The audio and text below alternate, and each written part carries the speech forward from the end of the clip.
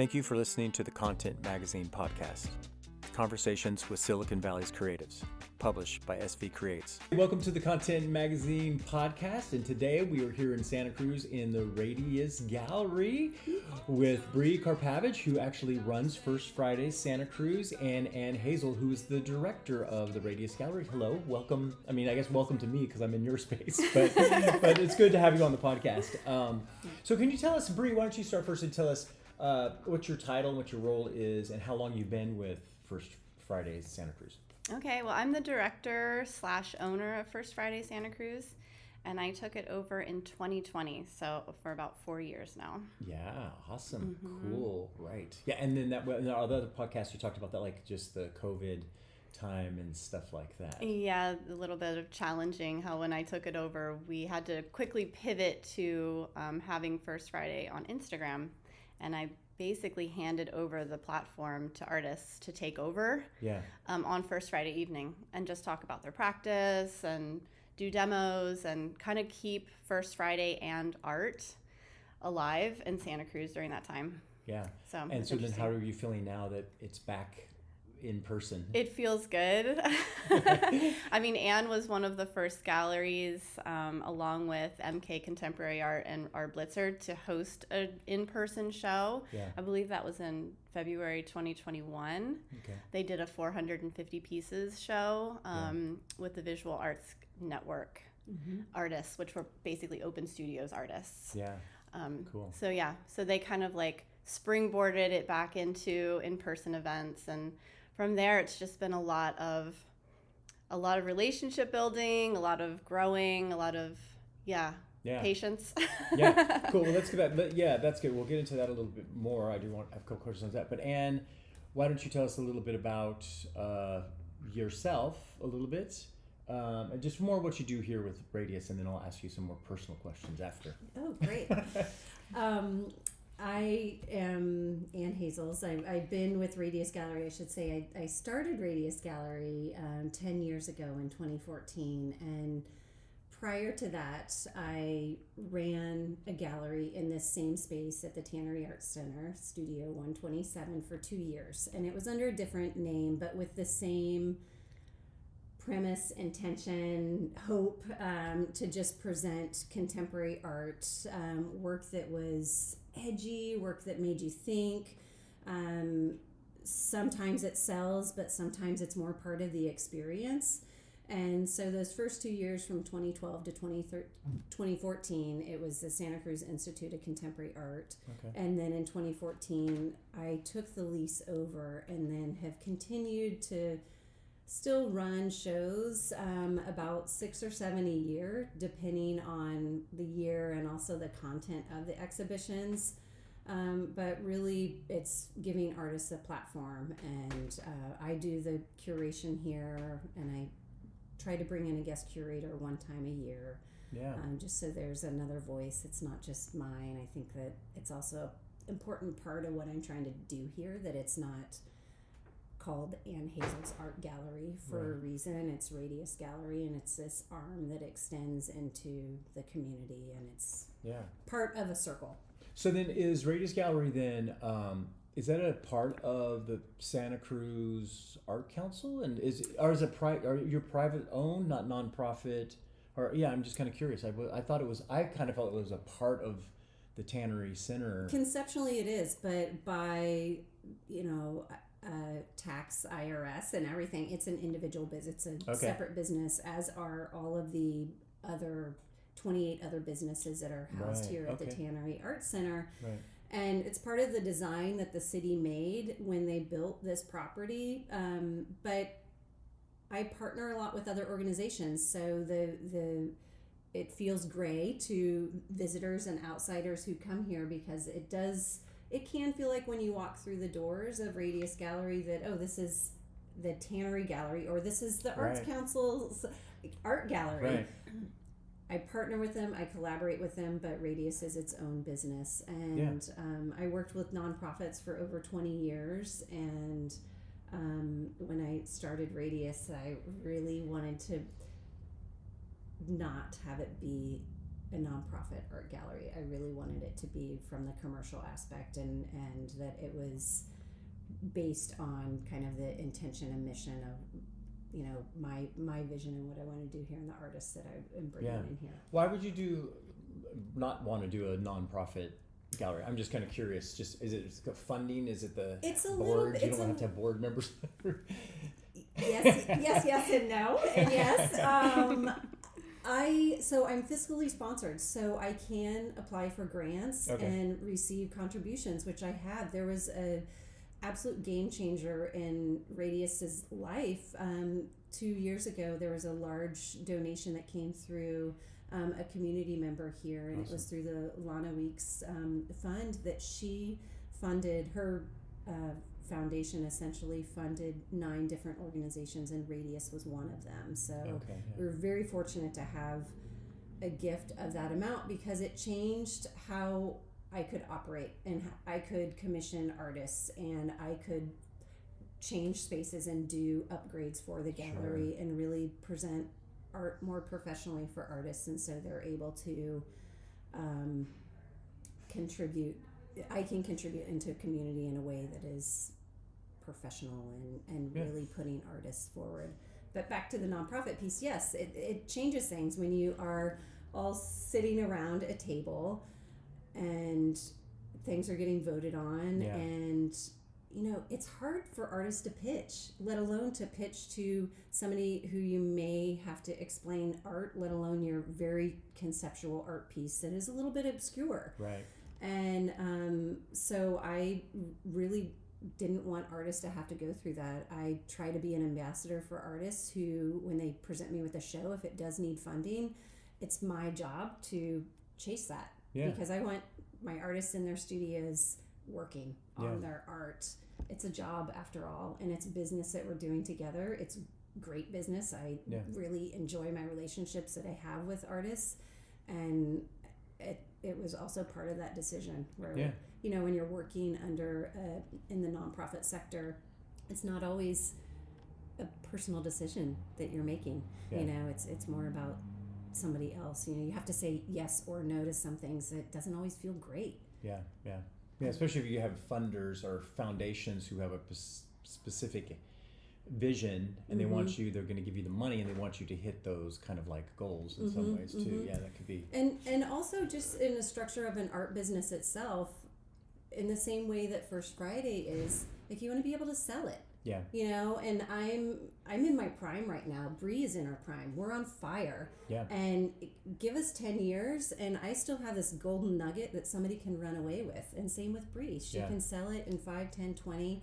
You know, I mean, it's, you really want to have this hot item that somebody else can, who's energetic and has new, fresh ideas, and they can run with it. Yeah. And in a nonprofit, you can't do that. Yeah, interesting. That's essentially what happened with First Friday. Yeah, because you took it over from... I took it over from Chip and Abra. Chip is one of the original founders of First Friday, and Kirby Scudder is the other one. And they basically ran it for a really long time. I'm not sure exactly when Kirby ducked out of it, but then Chip and Abra had the reins, and then they were moving to Colorado and making a big transition. So was that, and did they start it then? Was that in 2004 when they started? Because this is the 20th year. Yes. So okay, so yeah. And there's a lot of cool stories around that and how it got started. But yeah, it was just a lot of boots on the ground work, a lot of creative ideas, and just a lot of resilience. Yeah.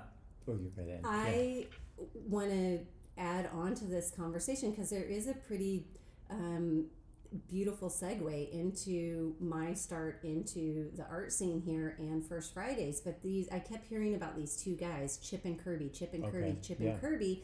And I moved to Santa Cruz in 2009, and it really felt like, I mean, sorry to pull in the gender thing, but it really felt like the boys club. And I was like, hang on a second, like, I'm sharp, I'm talented, and I've got ideas, and put me on the map. Yeah. And so I kept just saying, hey guys, what are you up to? Hey guys, what are you doing? And Kirby was a giant just doer in the art scene in Santa Cruz, and he had worked so tightly with the city with starting the Tannery Art Center. And that, prior to that, the First Fridays had launched. And so when I moved here, I knew about this First Friday thing happening, and Kirby and I partnered for those first 2 years when it was the Santa Cruz Institute of Contemporary Art. So finally, he said yes to, okay, let's have some sort of partnership in the art scene here. And at that point, I think he was transitioning. First Fridays had already blossomed, and then a couple years later is when I think you came into the First Friday scene. But they had built it in a way that it was, I don't want to say running itself, but people knew what to do with it. Yeah, they had already established how it works. Yeah. Right, which took a lot of work to do. How does it work? Well, how it works now, it's very like website centric, and everybody creates their own accounts. Like the venues find their own artists, they essentially create their own events, and they register it on the website. And so then First Friday takes it, it's on the website. It also ends up in a big spread in the Good Times, goes out with e-newsletter, and now we're doing a lot more social media than we've ever done before. So. And that's you behind all the social media? It's me behind all of it, yes. I know it's difficult, but it's probably fun because you get to go to the different locations. I do. And that's the fun part. Of course, posting it up is not so fun. All of the back end work is always a little tedious sometimes, but But you know, going out to the shows and seeing what people come up with and the artists who are involved is really always really inspiring. Yeah. So I didn't realize it. So I'm thinking even the First Friday San Jose and in other cities. So First Friday Santa Cruz, you own it. It's a business. It's a LCD or whatever you call it. Well, yeah. Right. So then the way that it keeps it running is like, so to be listed, there's a member fee or something along those lines. Yeah, there's a registration fee like per event, and then we also have an artist registry, which is basically an online database of local artists who are ready to sell. So it's like a resource for venues to find artists, and then customers can find artists too for commissions or even just to buy a piece. So that's like an annual membership that artists pay. Yeah, that's good. Mm-hmm. So then now coming up on 20 years. Yes. Okay. So Scott and Kirby, right? I know, was it Scott? Chip. Okay, sorry. Sorry, Chip. For some reason I thought it was, but Kirby. So they started, you kind of came along. What, for you, celebrating this 20th, and it's this summer, and it's going to be celebrated June 7th, is kind of like the big, is that like the official, or is this the picked anniversary? Is it actually like 20 years to the day? I don't think it's 20 years to the day, but it's 20 years to the year. So we just kind of like chose a good time of the year to do it. And actually I was looking for, when I first had the idea, I was looking for a venue. Like who has it? It needs to be a bigger space. So I was looking at the galleries in Santa Cruz that are kind of like anchor venues for First Friday who always participate. And so I talked to Anne, and I were in a conversation about probably other things, and I was like, hey, I got this idea, and she's like, actually, I have this gap, I have this window. Oh, awesome. And so she threw this date out. This is what I have. So I was like, let's do this. So she wrote me in tentatively, and it all kind of came about. This was like in the beginning of the year. So being involved and knowing and having been involved with a little bit of the history of First Fridays Santa Cruz, and then taking it over in 2020, celebrating the 20th, what is something that you're like really kind of like looking forward to for maybe the next 20 years? I'm just looking forward to continue supporting artists. I mean, when I was in conversations with Kirby's kind of been behind the scenes with all of the planning of this event too. We both agreed that really First Friday is all about emerging artists and giving artists a platform who don't have the connections. They don't know the galleries. They don't know how to break into the scene. They have art and they don't know what to do with it. So I think that's the beautiful thing about First Friday. It's like if you kind of get involved and do a little show on First Friday, it could open you up to a lot of possibilities. Yeah. Have you seen that with some artists that are kind of like... are doing work and they're here in the Santa Cruz area, and then they get involved in First Friday, and you've seen them kind of like get meshed into the network here? I definitely see artists come in and then keep doing shows. And I mean, I feel like they're like go-getters. They're always looking for opportunities and putting in the work to find shows. Yeah. And I feel like this exhibit is a great opportunity. We did an open call and had 99 artists submit over 250 pieces of work. Nice. And so I feel like both Anne and I and the team going through all the applications and looking at the artists didn't recognize some of the artists. Yeah. So that says these are new artists that are coming onto the scene. So and connecting them with someone like Anne with Radius it can open up a whole new world for them. Yeah, cool. Yeah. Yeah, awesome. So then, Anne, so you're here in Santa Cruz. I guess you said 2014 is when you arrived in. I moved to Santa Cruz in 2009. 2009, and I opened Radius in 2014. Okay, yeah. What were you doing before? And you have your own ceramics clay practice as well, right? Art. Correct. My background is in ceramics. That's what I studied in college, and I did kind of two academic things, I should say. I have a Bachelor of Arts in Studio Art with an emphasis in ceramics, and then right out of that, I was 21 when I graduated from college, and I went to a really I went to a great school in central Kentucky, and they were very focused on craft, and I had amazing education there, and it was a little college. But right after that, I went and started working at this nonprofit in Baltimore.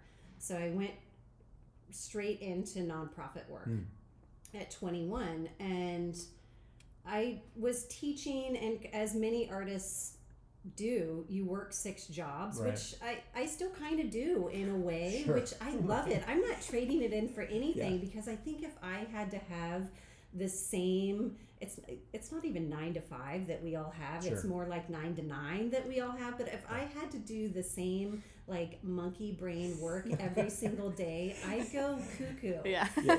And not just cuckoo for Cocoa Puffs, but just full on like call for help.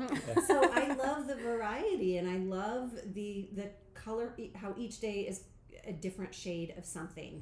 And when I was working in nonprofits, and I was doing that part-time, I was teaching part-time, I worked in an artist studio, and I went to Baltimore to work at this art center called Baltimore Clayworks, and they're an institution that had been, at that time, I think they were open for like 25 years, and it was started by a bunch of grad students in that area, but they did one of these city programs where you buy a building for $1, and it was an old library. And so the building itself was just cool, and you just wanted to make work while you're inside there, but they had a wood kiln there.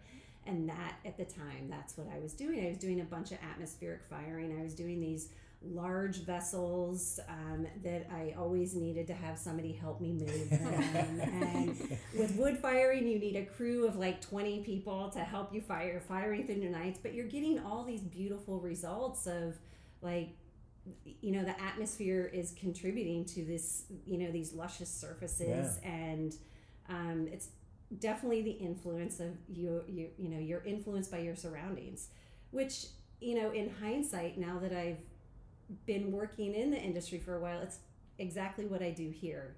I'm influenced by my surroundings. It's not on wood-fired vessel, large work that needs 1 million people to carry anymore, but it is, I'm definitely influenced by my surroundings, and so I take that into the gallery work and then to the curatorial work. But starting at that organization in Baltimore, it opened the door for me for curatorial work. When you go to college, you only learn about put your art up in a museum or put it up in a really like high-end, New York, LA, Paris gallery. That is not at all the type of work that I do. And so I didn't really know where I would fit in the art world. And so the working with arts organizations and cultural groups, it introduced me to how you can make it as an artist and how I could find my quiet Midwestern voice a little bit louder, or find those who are aligned with me, and many make a whole. And so I continue to kind of pursue that. But so you're still doing your ceramic work on the side as well. Back as to the original question. Yeah. So sorry, that's what you have to do as the interviewer. A little bit. So I now change. What I was going to say is that I was doing these giant vessels and kind of figurative type work, but I got this fellowship to go to China and in ceramics, and it was in 2003, I think, that I got it, but that was SARS. I don't know if you guys remember, I'm pretty sure it was, if it wasn't 2003, it was 2004. Sure. And so I got this, and I remember like, wait, what? But it was when COVID happened in 2020, it was like, wow, this is like a really weird deja vu. I remember people still wearing masks. Anyways, but I postponed a year. So I went to China, did my fellowship. But there was this and I was there for 4 months working in this really remote town, but working with a really amazing clay. And I went on my own. There were other foreign travelers that were there, but I was, when you do these fellowships, you're kind of flying solo, and I could say my name in Chinese, and I could count to 3, 4, or 5. Right. But after that, I didn't know how to say porcelain. I didn't know how to say like my kiln needs to get to 2,200 degrees. But so you're doing a lot of pointing and miming and drawing little pictures and everything, but it changed how I worked. It changed how I worked with people, and it changed how I worked in the studio. And my work from that residency turned into installation work. Okay. I started making a lot of littles. I still work on a large scale, but it's not a piece that takes 6 people to load into a wood kiln anymore. It's a lot of small parts that make up one space, and I do the stuff that is, I want you to walk into a space and kind of slow down and experience something and feel a little bit deeper in an emotional state. Yeah. And it's really about the pace. My work is a lot about the pace. And, will you have a piece in the show that's going to be for the opening on the 7th for the? No, I won't. Did you choose not to because you obviously can because it's your gallery. You could just like put a pedestal up and do it. I know. But was it because you wanted to have the more open call, or what was the? I haven't been producing too much, but I'm in an installation show in the fall. Okay. And so that's the other piece where I spend a lot of time here at Radius and doing the curatorial work, and it's a pretty focused practice, a creative practice that you have to have, and doing my own art practice, I shut the door and I'm in there and I don't really talk to people. It's very different than how I am with curatorial work, where it's a very public place that I have here at Radius, whereas in my own art studio, the door's closed and I have all these tiny little notes on things and right now it's wishbones. I'm working on this wishbone installation, and so it's a lot about kind of hope and wish, and hopefully it doesn't blow up in the kiln. Yeah, awesome, cool. So that'll be in the fall. Where is that? Yes, it'll be here. It'll be with 6 other artists. So it's a show. This is the first time that I've curated myself into one of my own shows. So it feels super ego, and I feel like, oh my God, Anne, you're just like, So it feels a little bit. I'm out of my.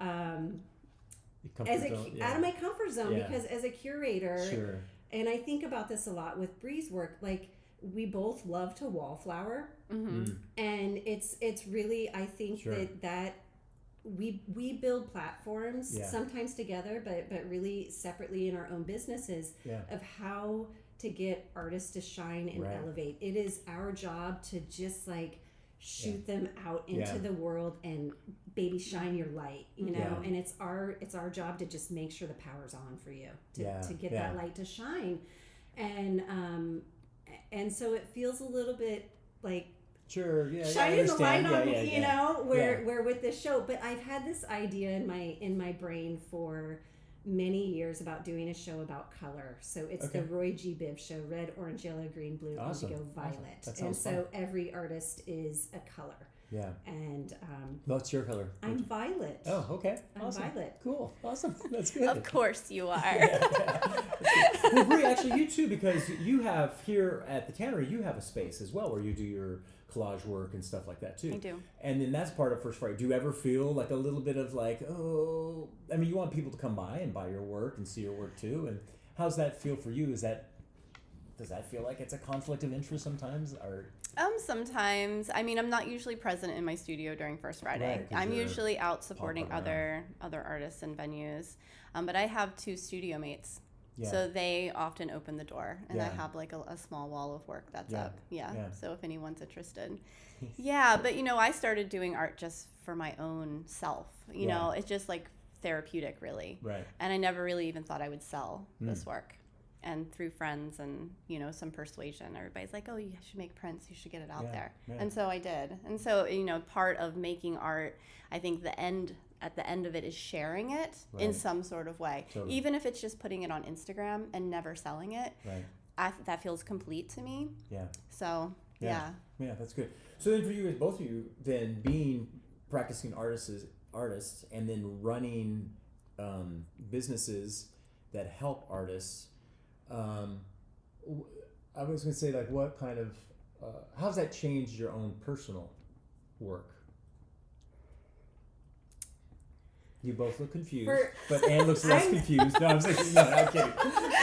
Well, I think it's changed massively in a way that, in the sense of like physically, but psychologically and conceptually, it's still part of me, and it's still part of how I'm trying to contribute to the world. I mean, I really think that art can change the world, and I'm not just saying this through like rose-colored lenses. I'm not currently wearing my glasses, but I do think artists like make this change in the world, and when we look back at politics and what's worldwide, not just here in the United States, but worldwide, where artists actually take this risk like no other. Yeah.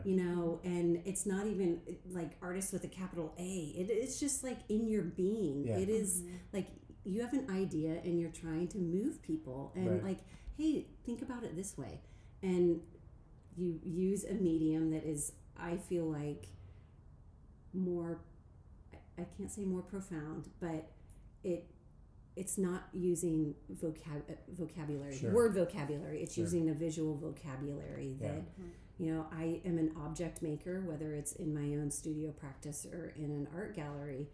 And I became a visual artist because half the time I can't find my words. And I still do that. But with the studio practice and the community work, I think for me, it used to be that I was really influenced in my own studio work.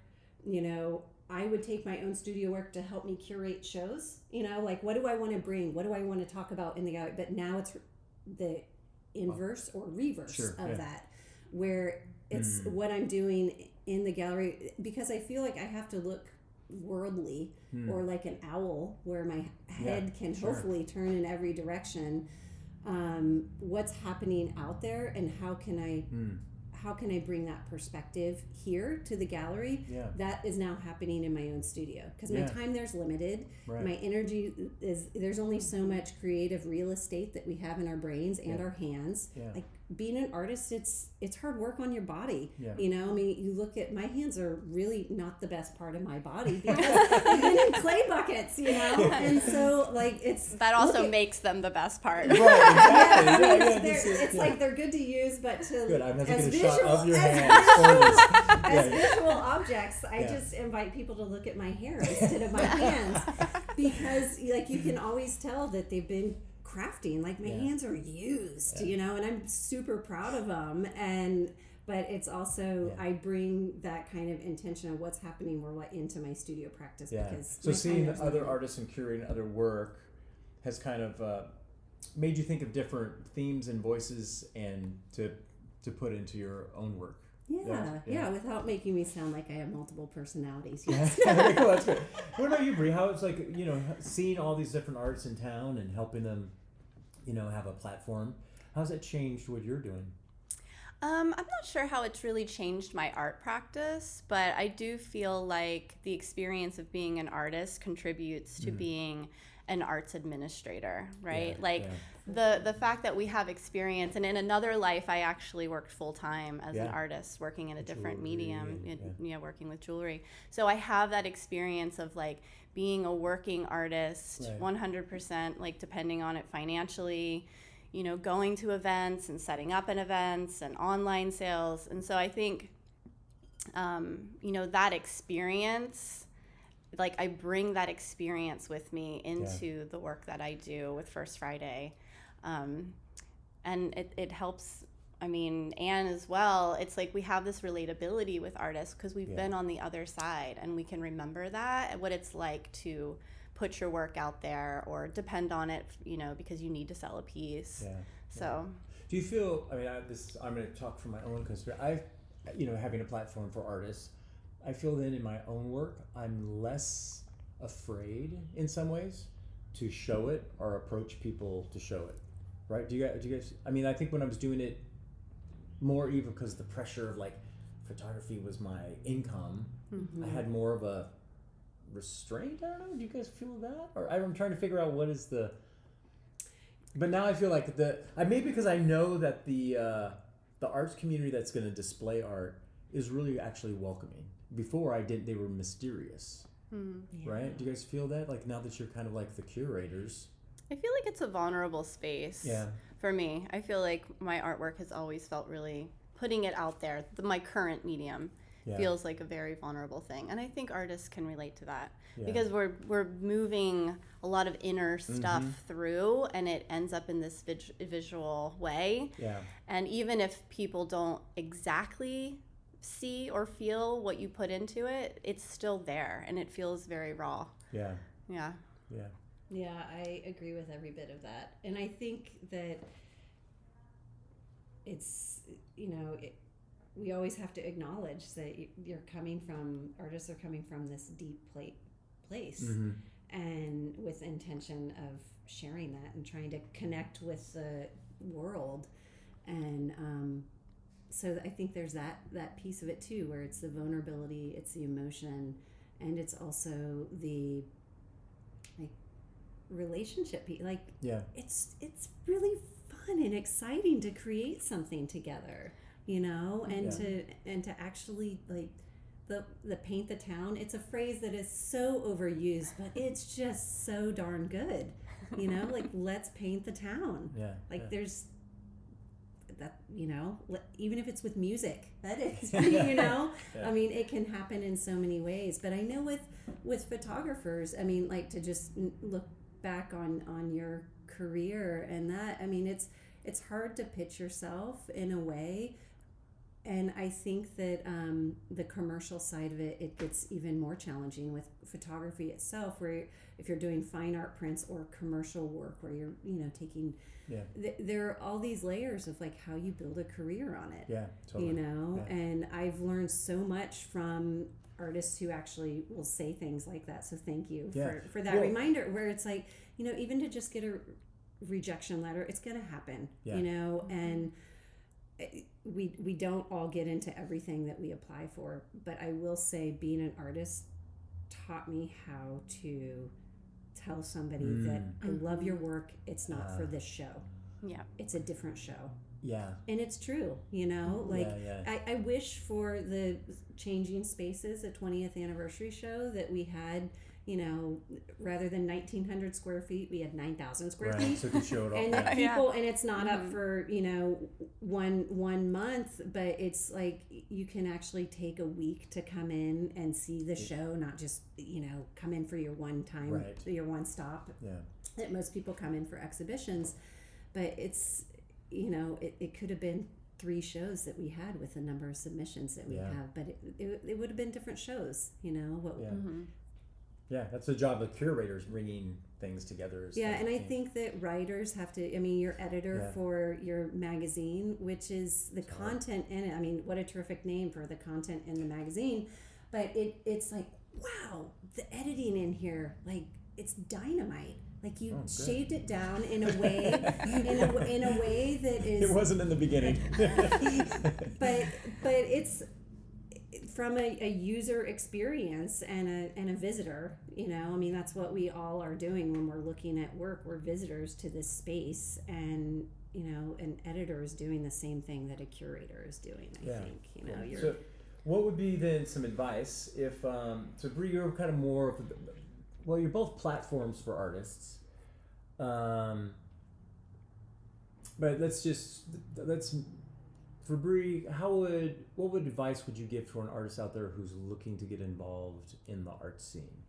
in Santa Cruz, what would you say? Of course, email you, go to the website. But what was some, I don't know, some tips that you would give them? And then Ann, I'll ask you more to have a show, right? Okay, so. Yeah, I think it's about building relationships and putting yourself out there. Yeah. And do that how you can go out to First Friday, go to the galleries, meet the gallery owners and curators and talk about your work and have a business card or a sample of your work on your phone, or, getting conversations and put yourself out there. Certainly, getting on the First Friday Artist Registry database is a good place to start. Apply for shows, apply for open studios, just the Capitola Art and Wine, like all of the things that are around, even the small markets like Maker's Market downtown, like get yourself out there, get your work out there if you want to be seen. It takes work. Yeah, it does. Yeah. What about to be in a gallery? What would you say? All of those same things. It's about making that connection and knowing the space. If I curate, I will curate for other spaces as well. And so, will you jury this show? So it's a little bit different that way. But here at Radius, I'll get pitched for shows, but it's stuff that it's like, well, it's teeny tiny. Like I can't show that in the space. You mean teeny tiny, like they only have 5 pieces or something like that, or do you mean the actual object itself, where it's like it'll get lost in here? It's a space with personality, and it's a big open space. It's hollow. It has a concrete floor. There are beams and trusses that become part of the visual conversation when you walk in and you look at art. I love this space for that reason. It's not just a big white box. And the building creaks. You can hear it through this recording, and it's part of the conversation, and it's the layers of everything. But to your question, how to get your work in a gallery, it's doing your research and the hard work. Yeah. And the more that I have sharpened my focus on my curatorial work, I realize that it's always about materials for me, and I really am. I think it goes back to me studying ceramics, and clay. It's this very malleable material. It can get really crusty and gritty, and it changes so much in the process that you create something, or it can be like really smooth and beautiful and transparent, like a celadon, on the surface of porcelain that is just screaming and singing beauty, and it can be really tranquil. And I think that anybody who is looking to show here should probably know that about my perspective. I'm always going to look at the materials that you're using, and I will get pitched for like very figurative, formal work, and I'm like, oh, it's great work, but like, I've never shown it. And if I haven't shown it in 10 years, I probably won't. Sure. Yeah. You know what I mean? But it's one of those things. I think it goes back to like, how do you tell somebody like, this is amazing work, and it's like, oh, you know what? It's not my cup of tea. Yeah. It's not your personality for the gallery. It's not what and I think, when you first start out in your career, when I first started out in my career, I didn't want to be mean. And I still don't want to be mean. Oh, now you want to be mean? No, I don't. No, and be mean? Nobody wants to work with a jerk, or a joke. But it's like you don't want to be mean, and so it's really hard to say like, oh God, like your frame is falling apart and it can't even hang on the wall, and how am I, Yeah. And so you do a lot of coaching and through this, and I've learned to really sharpen my focus and also define my expectations. Yeah.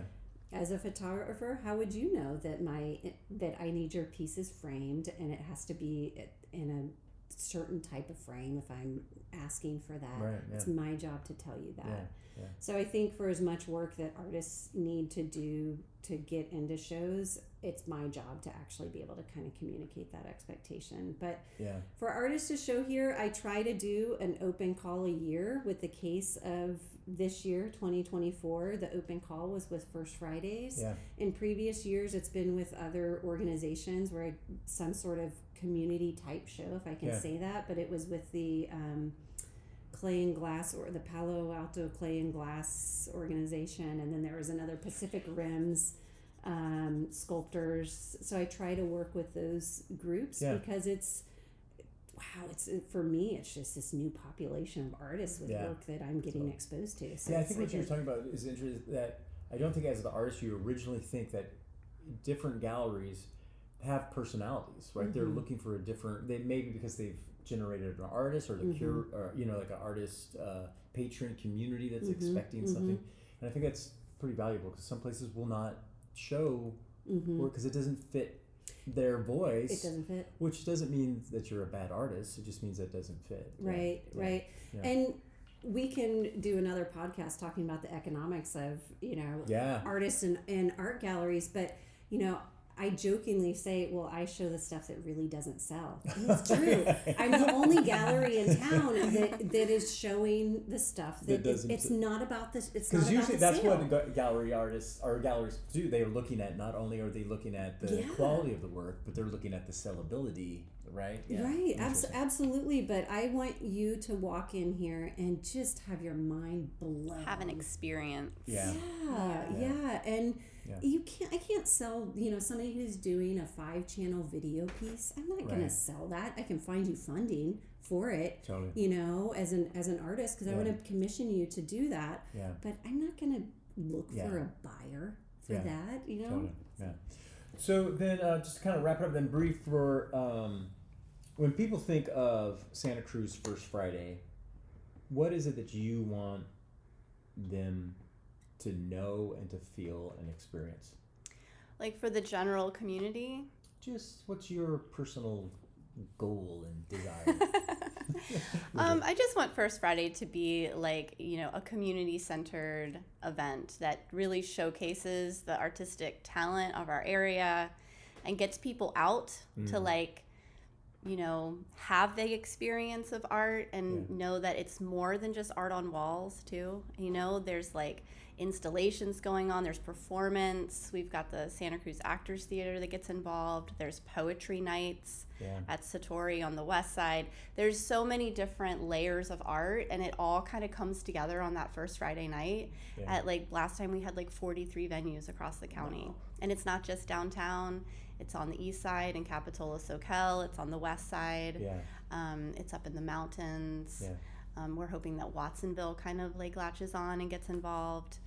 It's about the experience of art. It's supporting small business too, not just the artists, but the venues that are holding it. It's not just galleries.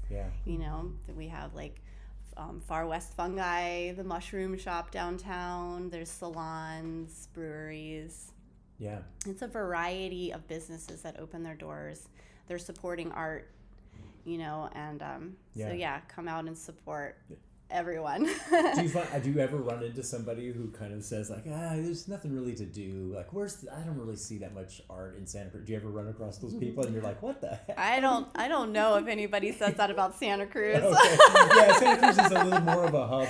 We're kind of a hub of art. There's a lot of, I don't know if it's the coastline or what brings, but it definitely has I think the tannery even too is the art center kind of says something to the community that they support art. Yeah, totally. What about for Radius, man? What do you want people to know, feel, experience, expect with Radius? A lot of what Bree said with First Fridays, to just really see what is happening, and with the exhibitions that are changing. I mean, really, I try to bring in shows with some sort of intention. The last show that we had here, it was an artist who all of her work is about kind of preserving and saving what is extinct or that is being lost. And so she draws this parallel with indigenous people, plants, and culture. So she built an installation with seaweed, with bull kelp, and then she also had 2 films that featured different languages in them. And so, I want people that when they walk in to have this experience, to be able to have a takeaway with that. With this First Friday show, the takeaway should be like, wow, there's a ton of talent here in Santa Cruz, and I can add to my art collection. Or, wait, how do you do a photo etching? What's this process? So I really, I want to talk art with people when they walk in here. And, I think that that's really why I keep doing it and staying in it. I know it's a platform. I know it's a place of privilege that I come here and that I'm able to do this every single day. I work really hard to keep the doors open, and I know that the artists are working just as hard to meet as I am to make that happen as well. And I think that that it's that parallel, it's it feels matched. That's cool. And I want people to continue to have that experience. Awesome. So 20 years for Santa Cruz First Friday, 10 years for Radius, and you guys are coming together for the show on June 7th. Yes. Bree, why don't you kind of give us the full plug? I mean, it's been peppered throughout, but why don't you give us a closing plug? Okay, so the show is open from May 29th through June 23rd. Radius Gallery has regular hours, so you can come in and see it. Our opening reception, Meet the Artists. A lot of the artists, we have 39 of them, I believe, are going to be here to talk about their work. We're hosting like a variety of mediums. I don't know how many, but we really did try to pull in a lot of different mediums. And those are going to be happening at different times throughout the month, different salons, artist salons and stuff. Is that Well, we'll have the First Friday exhibition here. The show's called Changing Spaces, and it's just the title definitely represents that. It's this evolution of how it's changed and evolved within space. And so we're getting longtime First Friday artists, what do we call it? Veterans? Established artists. And then there's also some newcomers, so you're getting a huge range of, if we can call it career points, but we can say participation engagement. Also is another way, but it's in photography and collage, painting, drawings, glass, a couple glass, and those are pieces. Workshops. That'll be happening on the 7th, or is those going to be happening throughout? All the art will be displayed here, and then so artists will just be talking with their work for the First Friday. We don't have any hands-on things yet, but we do have one of our artists, Joseph Jason Santiago Lacour, who is a poet. Yeah. His work is featured. He's been performing at many venues for many years, and he's featured in content. Yeah. Oh yeah, awesome. Good. Boy, talk about a talent. He lives here too. He does. Yeah. So he'll be performing that night on June 7th. So you can prepare to experience the magic of Jason, but he'll have a film in the exhibition as well that'll feature some of the poems that he's performed at past First Fridays. Yeah. Bree, anything else then? You want to close off the First Friday celebration, 20 and 10 years on? Yeah, I just want to give a big thank you to the community for supporting the event all of these years. 20 years is quite a milestone. I've only been at the helm for 4. So, one of the articles in the local press came out. It was called The Birth, Death, and Rebirth of First Friday Santa Cruz, because it kind of felt like it died during 2020. So, it's gone through a lot of iterations, and the community has shown up and supported the artists and the event through the years, and all of the galleries and all of the venues. So thank you for that. Thank you for your hard work, because taking it, and it does feel fresh, even like the website and the blogs. Thank you. I've been fresh. doing a lot of work this past 4 years to kind of resurrect it from 2020 and grow it really, and grow it into other parts of the county. Not just downtown centric, but there's lots of venues, lots of small businesses, lots of galleries all around the county. So, yeah. Cool. Awesome. Thank you. Yeah. And thank you, too, for the Radius. What a great space for artists to show and for people to come and see work. So we're looking forward to this next show. And what's it called again? The celebration, the 2010, It's called Changing Spaces. Changing Spaces. Yeah, celebrating 20 years of First Friday Santa Cruz. Awesome. And people find First Friday Santa Cruz at firstfridaysantacruz.com. There we go. And they find Radius at radius.gallery. That's so easy. Awesome. Good. Yep. Thank you guys very much. Thank you. Thank you, Daniel. Thank you. Thanks. Thank you for listening to the Content Magazine podcast. Follow us on social media at Content Mag. Become a member and help us to continue to tell the stories of the South Bay creatives. This episode's music is 408 by Jack Pavlina. Follow him on Spotify and also on his Instagram at Jack Pavlina Music.